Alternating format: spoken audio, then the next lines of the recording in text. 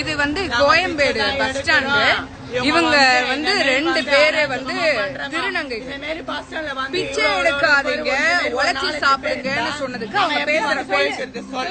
நள்ளிரவில் நடிகை சசிலையாவும் திருநங்கைகளும் மாறி மாறி மல்லு கட்டிய வீடியோ தான் இது.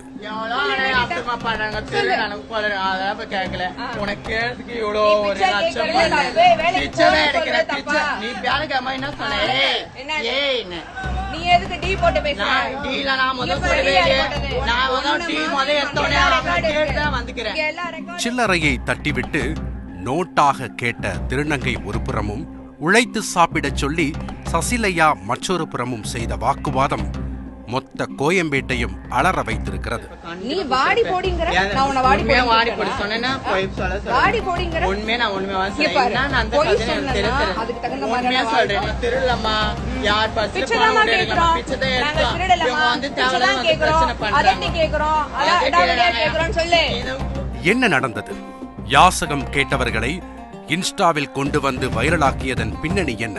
நடிகை சசிலையா சோஷியல் ஆக்டிவிஸ்டாக கருத்துக்களை இன்ஸ்டாவில் பதிவிட்டு பிரபலமானவர்.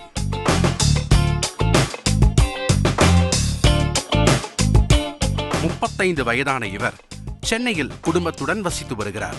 சோசியல் மீடியாக்களில் இவரது கருத்துக்கள் பலரையும் கவர சசிலையாவுக்கென தனி ஃபேன் பேஸ் உருவானது. தற்போது பல திரைப்படங்களிலும் தொலைக்காட்சி தொடர்களிலும் நடித்து வருகிறார். இவரது தங்கை திவ்யாவும் சீரியல்களில் நடிகையாக உருமாறியுள்ளார். சம்பவத்தன்று வெளியூருக்கு செல்வதற்காக தங்கை திவ்யாவுடன் கோயம்பேடு ஆம்னி பேருந்து நிலையத்திற்கு வந்திருக்கிறார் சசிலையா. அங்கே யாசகம் கேட்டு வந்த 2 திருநங்கைகள் சீரியல் சகோதரிகளிடமும் பணம் கேட்டிருக்கிறார்கள்.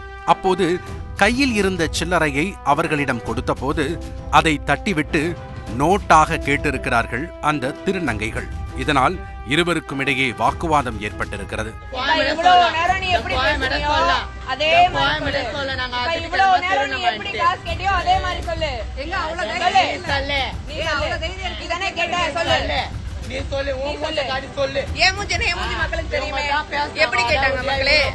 திருநங்கைகள் பிச்சை எடுக்கிறதே தப்பு. அதுல பிச்சை வந்து அடாவடித்தனமா கேட்கறது. எனக்கு வந்து இப்படி கொடு அப்படி கொடு சொல்லி மேலும் அவர்களிடம் சசிலையா வேலை வாங்கி தருவதாகவும் கூறியிருக்கிறார்.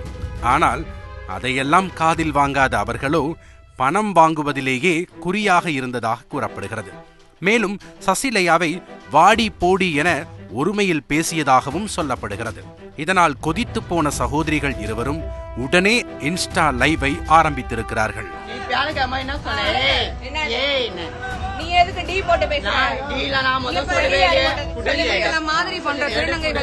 ஒட்டுமொத்த திருநங்கைகள் இதுக்கே ரொம்ப கேவலம்.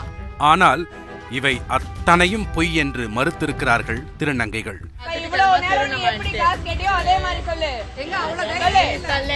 திருநங்கைகள் பிச்சை எடுக்கிறதே தப்பு. அதுல பிச்சை வந்து அடாவடித்தனமா கேட்கறது. எனக்கு வந்து இப்படி கொடு அப்படி கொடு சொல்லி சமூக சூழ்நிலையால் திருநங்கைகள் யாசகம் கேட்பது வாழ்நாள் சாபமாக மாறியுள்ளது.